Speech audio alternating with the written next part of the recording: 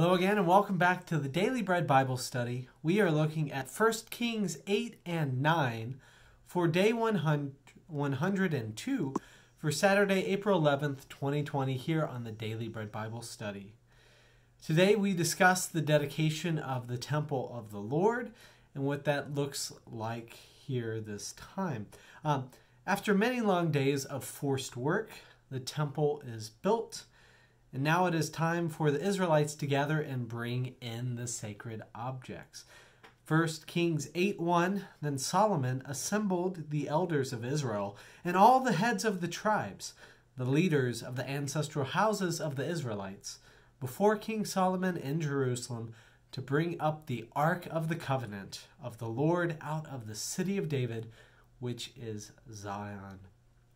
Thus the whole gathered assembly, they come together and offer more than a sufficient amount of atoning animal sacrifices. It appears that King Solomon learned from the mishaps with King David of bringing the Ark of the Lord into Jerusalem and realized that, more animal sacrifices are better, and to give a very strong and first costly offering. So thus the Ark of the Covenant comes in without a problem, and it is there with, quote-unquote, only the 2 tablets of stone that Moses had placed there at Horeb. The book of Joshua, which was said to be connected there with the Ark of the Covenant, I guess it is not in there at this moment in time. But anyways, God apparently approves of all of this because in 1 Kings 8:10, a cloud filled the house of the Lord, so that the priest could not stand to minister because of the cloud. For the glory of the Lord filled the house of the Lord. So then King Solomon begins his speech about the dedication of the temple in verse 15. He says, Blessed be the Lord, the God of Israel, who with his hand has fulfilled what he has promised with his mouth to my father David. And then King Solomon recounts the eternal covenant made between King David and God, referencing Egypt in that blessing, and then blesses God for the covenant he made with his father David. As King Solomon knows God in heaven would never fully be bound to earth, the king sees the temple as the gateway through which mediation can happen with God who is sitting up in heaven. So in 1 Kings 8:28, we kind of have this sentiment expressed. Regard your servant's prayer and his plea, O Lord my God, heeding the cry and the prayer that your servant prays on to you, that your eyes may be open night and day toward his house, the place to which you said, My name shall be there, that you may heed the prayer of your servant, the prayer that your servant prays towards this place. Hear the plea of your servant and of your people Israel when they pray towards this place. O hear in heaven your dwelling place. Heed and forgive. And so somehow this prayer to this place will also be connected with God being able to hear up in heaven, what is happening. And so it's interesting, this little theology that they have of the temple and how it is to function. Thus, the temple is primarily a place to seek mediation with God, hence the emphasis on animal sacrifice and making atoning offerings there in the temple. King Solomon then discusses justice issues that ought to be mediated by God, including sins against neighbors, unknown sins that lead to defeat at the hand of enemies, lack of rain, and famine.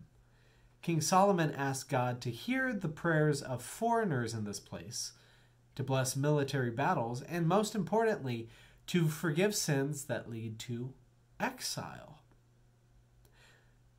That is a big piece of foreshadowing, and I see 2 of them directly in the speech that come to the mind, 2 very notable ones. One is the concept about this temple and rain, which coming up at the end of 1 Kings, the prophet Elijah will call for rain to be withheld from Israel for King Ahab's idolatry and sins.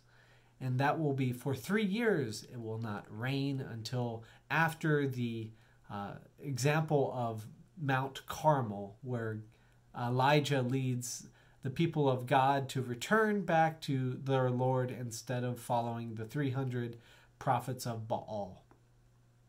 Second is that they are carried away captive to the land of the enemy in 1 Kings 8:46. That is a foreshadowing as well, because both the northern tribes and the southern tribes will be exiled by the end of this narrative arc in 2 Kings. So we get to see some foreshadowing through this temple dedication. Also, King Solomon's words then sound oddly familiar to Moses in Deuteronomy at the installation there where Moses installed the tent of meeting, saying that God has love for his people and his people are to show love in that they keep his commandments, his statutes, and ordinances. Now, I should say Moses in Exodus, but that theme that was used in the tent of meeting there with that dedication, and also Moses' farewell speech in Deuteronomy, I should say, to keep the commandments and or obey them, and that being a form of love towards God. So anyways, King Solomon is referencing Moses here and hearkening back to that time.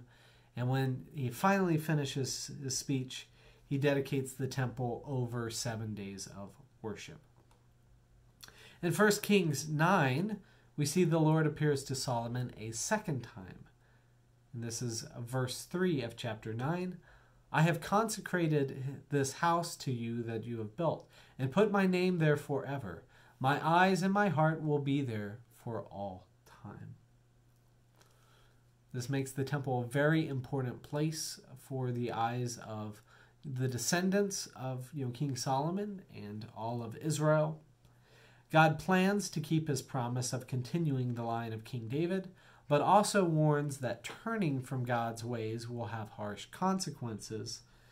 In chapter 9:7, it says, I will cut off Israel from the land that I have given them, and the house that I have consecrated for my name I will cast out of my sight.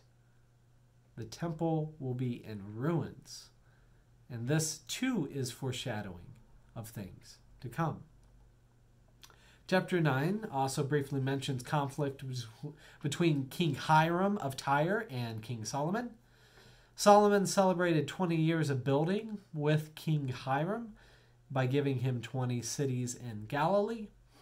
King Hiram was not pleased with these cities up in Galilee and called them a good-for-nothing land. This is where I believe connection is in order to the New Testament with the soon-to-be disciple Nathanael, who is inclined to judge his soon-to-be Rabbi Jesus for being from, quote-unquote, this area of Galilee, this good-for-nothing land. In 1 John 46, Nathanael said to him, can anything good come out of Nazareth? Thus, he already is inclined to think it's a good-for-nothing land, possibly in connection with King Hiram here today. But moving back to King Solomon, we see that he used forced labor to construct many things for the house and for the temple.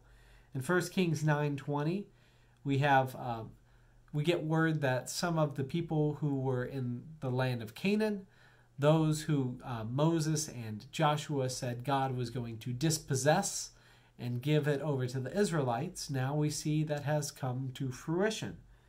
So thus, in verse 20 of chapter 9, all the people who were left from the Amorites, the Hittites, the Perizzites, the Hivites, and the Jebusites, who were not of the people of Israel, their descendants who were still left in the land, whom the Israelites were unable to completely destroy, not able to follow all the orders, these Solomon conscripted to slave labor, and so they are to this day. But the Israelites Solomon made no slaves. They were the soldiers, they were the officials, his commanders, his captains, and his commanders of his chariotry and cavalry.